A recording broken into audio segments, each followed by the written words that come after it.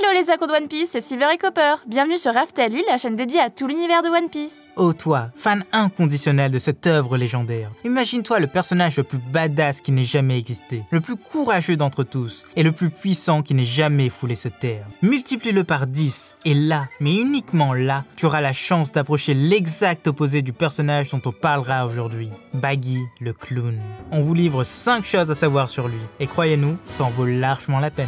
Bien sûr, comme nombre d'entre vous, on adore ce personnage, alors loin de nous l'idée de le critiquer, car il est l'essence même de One Piece selon nous. Le vrai pirate assoiffé d'or et d'aventure, avec un soupçon de moments drôles en plus. Mais avant de commencer, petit rituel. Merci à tous, la grande flotte s'agrandit de jour en jour, et maintenant, c'est direction les 50K. Mais bien sûr, on n'oublie pas le jeu concours des 40K, il sera lancé à la fin de la semaine. Alors toi aussi jeune pirate sans drapeau, rejoins-nous dans cette grande aventure. C'est aussi simple qu'un abonnement pour toi, et nous, ça nous aide énormément. Mais place à la vidéo, allez, c'est parti!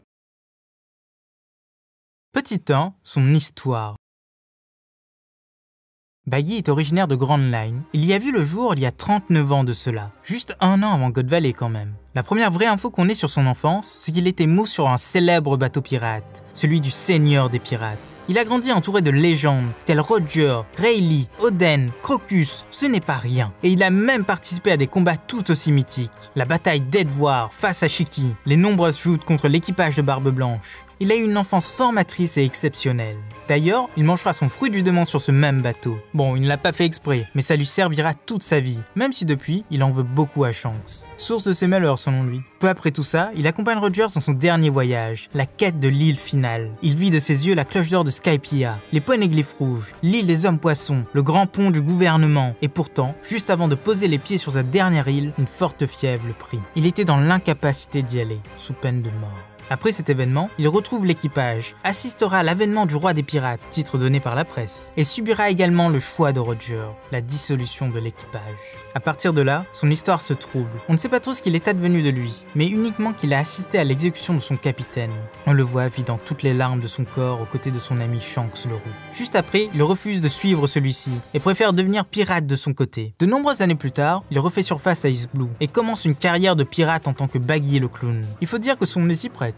Il réunit un équipage puissant pour cette mer et fait régner la terreur à coups de canon. Malheureusement pour lui, son chemin croise celui d'un jeune homme au chapeau de paille, dans lequel il retrouve son ennemi Shanks. Et forcément, il se fera battre en grande pompe.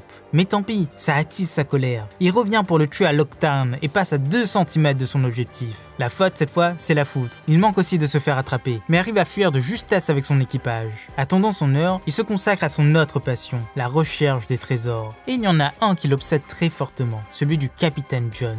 Il serait sur une île en forme de crâne. Il passe donc toutes ses journées à sa recherche, enfin, jusqu'à qu'il se fasse capturer. Et là, la marine ne chipote pas. Il a le droit à un aller simple pour Impel Down. Mais vu sa prime, il n'aura le droit qu'au niveau 1, l'enfer écarlate. Dans son malheur, il a quand même de la chance. Les aiguilles ne lui font rien et les gardiens ignorent qu'il a un fruit du démon. Très vite, il tentera de s'évader et il tombera sur Luffy qui est en pleine infiltration. Décidément, leur destin semble très lié.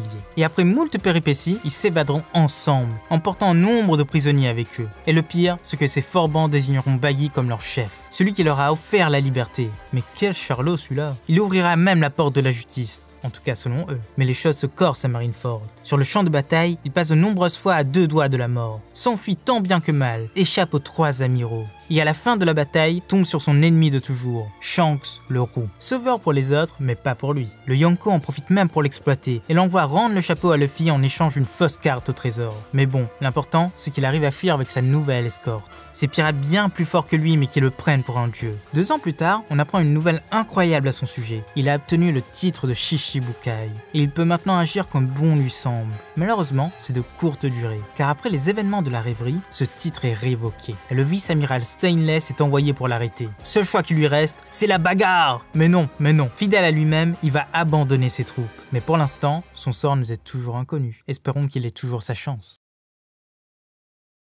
Petit 2, un fruit du démon hors norme.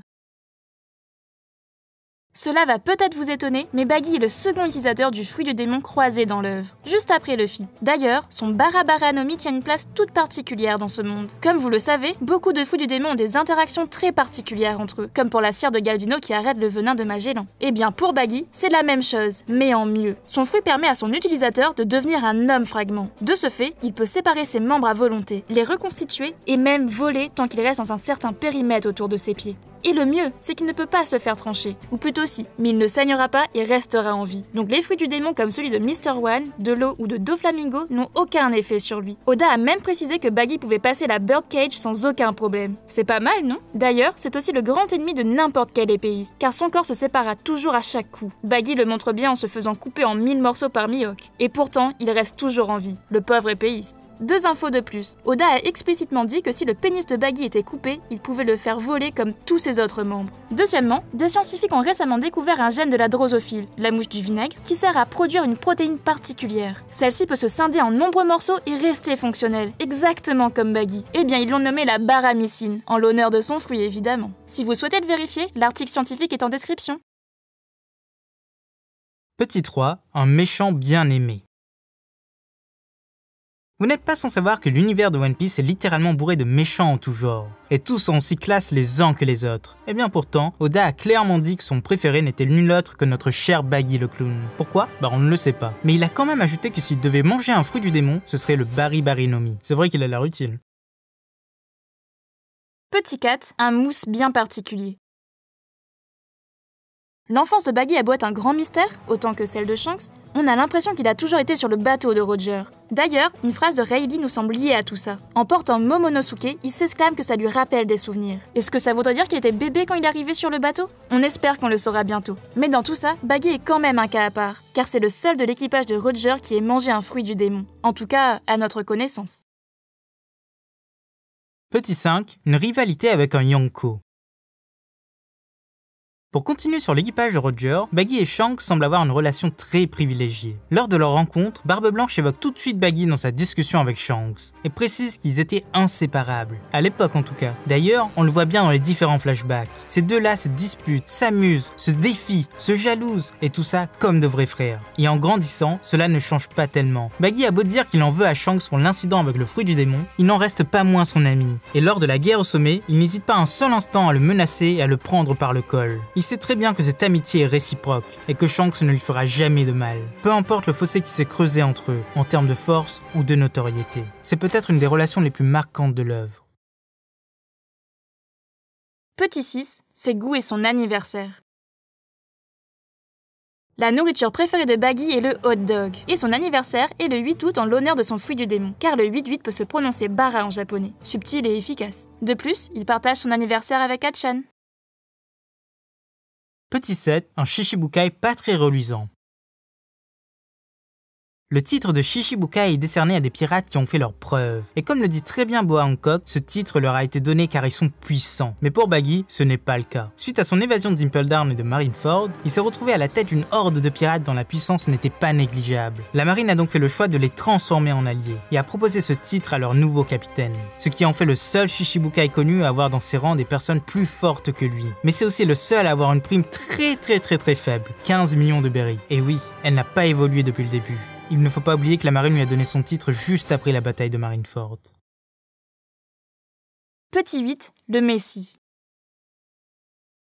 Durant tout l'arc de la Grande Guerre, les apparitions de Baggy font référence à des figures bibliques. Tout d'abord, sa traversée du désert au niveau -3 de la prison, puis son ouverture des portes de la justice avec son bâton de pèlerin, l'annonce de son passé légendaire par escargophone, impressionnant tous ses futurs sbires, sa révolte face au pouvoir en place, et son empathie pour ses ennemis. En fait, il a tout pour être un grand leader, ou un grand gourou, à vous de choisir. Petit 9, le privilégié. Baggy est la seule personne qui est arrivée à abîmer le chapeau de Luffy. Au tout début de la série, il plante 3 couteaux dans celui-ci, et c'est le seul ennemi qui a été capable de faire ça. Aucun des autres n'a réussi à le brûler, à le mouiller, à le faire moisir ou à le détruire. C'est un exploit hors norme. Petit 10, les petites inspirations d'Oda. Et pour finir, parlons un peu des petites inspirations d'Oda pour ce personnage. Et pour une fois, elles sont très simples. Ce sont évidemment les clowns, mais pas n'importe lesquels. Ceux des dessins animés sympathiques ou des animateurs d'anniversaire. Le truc pas du tout effrayant en fait. Petite chose à noter, les pompons sur son chapeau sont en fait ses cheveux. Étonnant, n'est-ce pas? Dans une version plus ancienne du design, les essais d'Oda, Baggy avait une toute autre tête, comme les membres de son équipage d'ailleurs. Au départ, son nom était Boogie, mais Oda a changé d'avis après avoir vu un film avec un clown du même nom. Petit bonus, Zoro aurait dû être un membre de son équipage en tant que garde du corps. Mais Oda a finalement décidé de l'intégrer dans l'équipage des Mugiwara. Heureusement que ça a changé quand même. Voilà, c'est déjà la fin de cette vidéo. On espère que ça vous a plu et n'hésitez pas à laisser votre avis en commentaire. Et surtout, si vous avez des anecdotes ou alors des suggestions pour les prochaines vidéos, n'hésitez pas à le dire. C'était Silver et Copper pour Aftalil. À bientôt les accros de One Piece.